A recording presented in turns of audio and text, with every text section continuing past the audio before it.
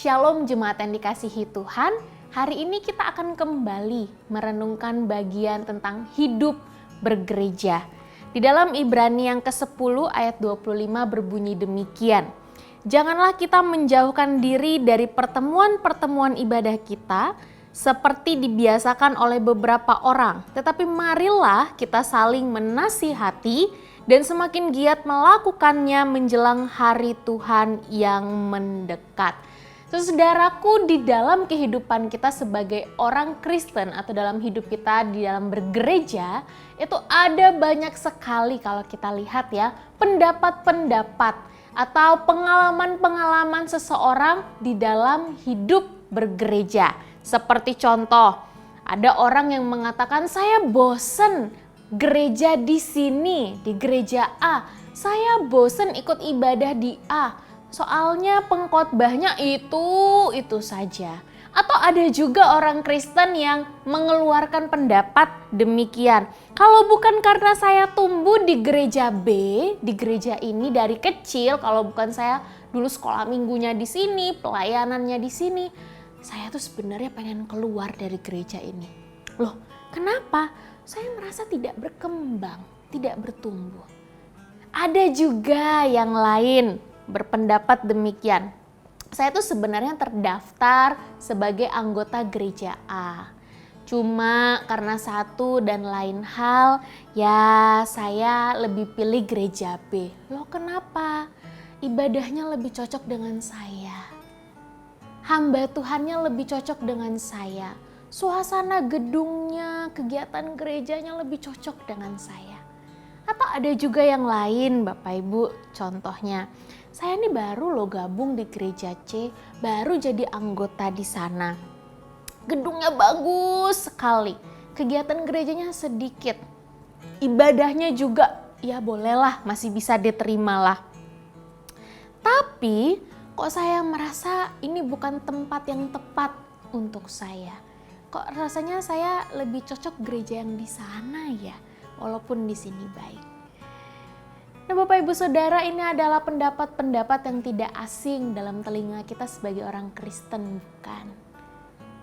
Seringkali ketika kita memutuskan untuk meletakkan diri kita, menanamkan diri kita dalam satu anggota gereja tertentu, yang seperti ini jadi alasan kita. Kita memilih untuk hidup bergereja di gereja A dengan alasan karena di gereja ini gedungnya demikian, tampilannya baik. Atau dengan alasan aku lebih senang, aku lebih puas.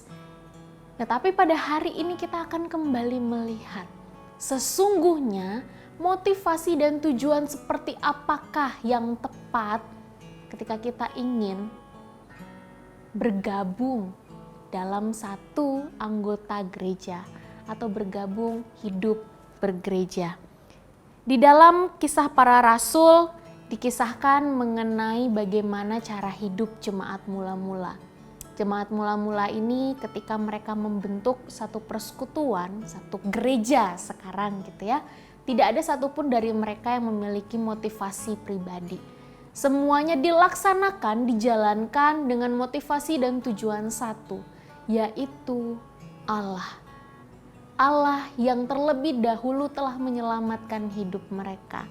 Apa ciri kehidupan bergereja yang mereka lakukan oleh jemaat mula-mula ini? Mereka bersekutu. Mereka membagi-bagikan apa yang menjadi kepemilikan mereka. Mereka hidup saling mengasihi. Mereka bertekun dalam pengajaran firman Tuhan. Mereka berdoa mendukung di dalam doa satu dengan yang lain. Secara kesimpulan mereka bertumbuh menjadi tubuh Kristus yang tidak hanya bermanfaat bagi kepentingan mereka yang di dalam, tapi menjadi kesaksian bagi orang-orang di sekitar mereka. Saudaraku, inilah hidup bergereja. Bagaimana kita sebagai orang percaya itu bersatu, berkumpul di bawah satu naungan gereja lokal. Tujuannya apa? Bukan supaya kepentingan dan kebutuhan kita terpenuhi dan kita puas dengan gereja itu, bukan. Tapi supaya kehadiran kita ini bisa menjadi saksi bagi orang-orang yang ada di luar gereja. Tidak hanya yang di dalam gereja, tapi di luar gereja. Efesus 2 ayatnya yang ke-19 sampai 22 berbunyi demikian.